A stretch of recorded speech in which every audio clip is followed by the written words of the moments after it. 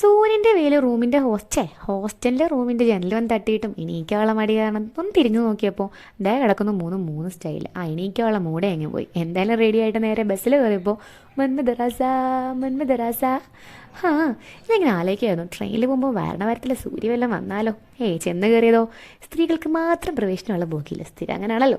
അങ്ങനെ ട്രെയിനിൽ ഇങ്ങനെ ഇരുന്നപ്പോൾ ഞാൻ ആലോചിക്കായിരുന്നു, ഈ ട്രെയിൻ യാത്രയൊക്കെ മനോഹരമാക്കുന്നത് ഈ സൈഡ് സീറ്റിൽ കുത്തികൾ ഇരിപ്പാണോ അതോ ഈ കാഴ്ചകളമ്മേ ഫ്രണ്ട് ഇരിക്കുന്നത് എല്ലാം ഉറക്കം തൂങ്ങി ഇപ്പം വീഴും. ആ ചേച്ചി സ്നാനം വല്ലതും ചെയ്യുവാണോ? സ്നാനം പോട്ടെ, യോഗയാണോ പ്രാർത്ഥനയാണോ? ദേ ആ അമ്മച്ചി ഇപ്പം വീണാനെ. അയ്യോ ഉറക്കവാ. അപ്പുറത്തേക്ക് അമ്മച്ചിക്കാണെങ്കിൽ എന്തോ വിഷാദമായിട്ടുള്ള രോഗമാണോ അല്ല എന്തോ വിഷമമുണ്ടെന്ന് മനസ്സിലായി. പിന്നെ ഒന്നും ചോദിക്കാൻ പോയില്ല. അങ്ങനെ ഞാൻ നോക്കിയപ്പോൾ ആ ചേച്ചി ഇപ്പം കണ്ടേനെ. ഒന്ന് ഉറങ്ങിയിട്ട് നോക്കിയപ്പോൾ ദേ ഫ്രണ്ടിൽ വേറെ കുറേ ചേച്ചിമാരും ആൻറ്റിമാരും. അങ്ങനെ കാഴ്ചകളെല്ലാം കണ്ട് ഞാൻ ചാരും കൂടി എത്തിയിട്ടുണ്ട്. അപ്പോഴത്തേക്കും ദേ അമ്മ തുഴഞ്ഞു വരുന്നുണ്ട്. ഇനി നേരെ വീട്ടിലോട്ട്.